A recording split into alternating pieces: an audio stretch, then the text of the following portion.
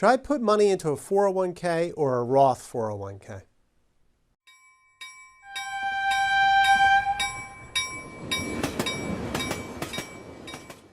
Welcome everyone to another edition of the Highball Advisors Railroad Retirement Whiteboard. My name is John McNamara of Highball Advisors, and today we're going to talk about retirement planning, specifically 401ks. Two types of 401ks most companies offer: traditional 401ks and then Roth 401ks.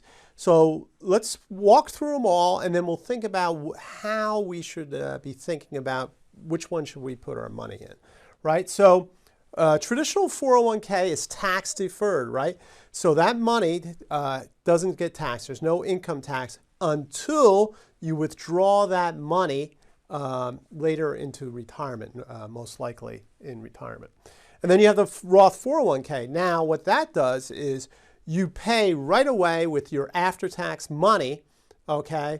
But then that's it, you're done, all right? So right now it's basically you can either pay now or pay later is the way to think about it.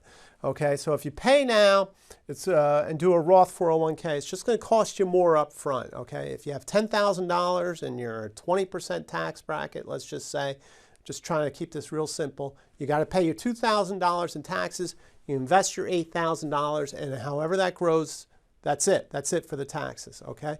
Now, if you're in a traditional and you had $10,000, you can invest the $10,000, but when you want to take that money out for retirement, you've got to pay the ordinary income tax on it. So that's something to think about.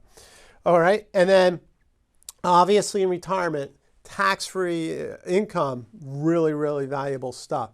All right, so now you have to say, okay, well, now I'm completely confused. Should I do the 401k or the Roth 401k? Well, here we go, right? So if your tax rate is low right now, if you're in a low tax rate, do the Roth 401k. And especially if you say, hey, I'm just starting my career and, I'm going to be in a higher, I'm on that trajectory on the higher up tax bracket, really great time to do that. It's kind of tough, especially, you're just starting out, you barely have any money in life, and they're like, okay, now I got to take an after-tax hit. But if you can do it, if you can discipline yourself and it's available to do it, it's great. Will really pay off dividends later in the future. Now, when not to do it is if you're in a high tax rate right now, okay, why pay that high tax rate, especially if you're going to be in a lower tax rate in retirement, right? Because that's the whole thing about it is I'll take the tax deduction at a high rate, and then when I get into a lower rate in retirement, because I'm not earning that much, right? I'm playing golf 4 times a week or whatever you're doing in retirement, you're just not earning enough money, then I will pay my taxes at that lower rate. All right, so that's a no on that. So figure out what situation you are in and then work off of that. Now, some withdrawal rules to keep in mind with the Roth 401k. Okay, you have to hold the money for at least 5 years. Otherwise, there's penalties involved. I think it's a 10% penalty. And then also, which is interesting with the Roth 401k versus a normal Roth IRA, is the government makes you take, if you're holding on to that Roth 401k, there's RMDs starting at 72 where they force you to take that money out of the Roth 401k.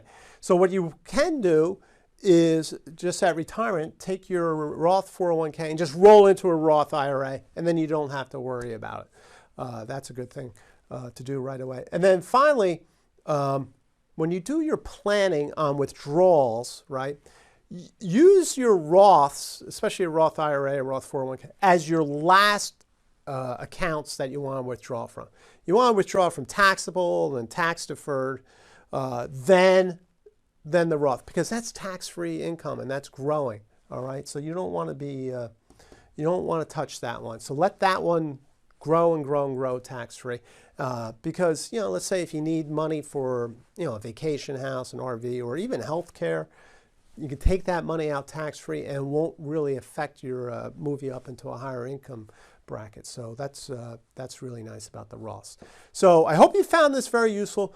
Reach out to me in the description section. I have a Boarding for Railroad Retirement assessment. You can sign up for it there, especially if you're nearing retirement. Understanding all these tax-free income situations is very, very important to a successful railroad retirement. Subscribe to my YouTube channel.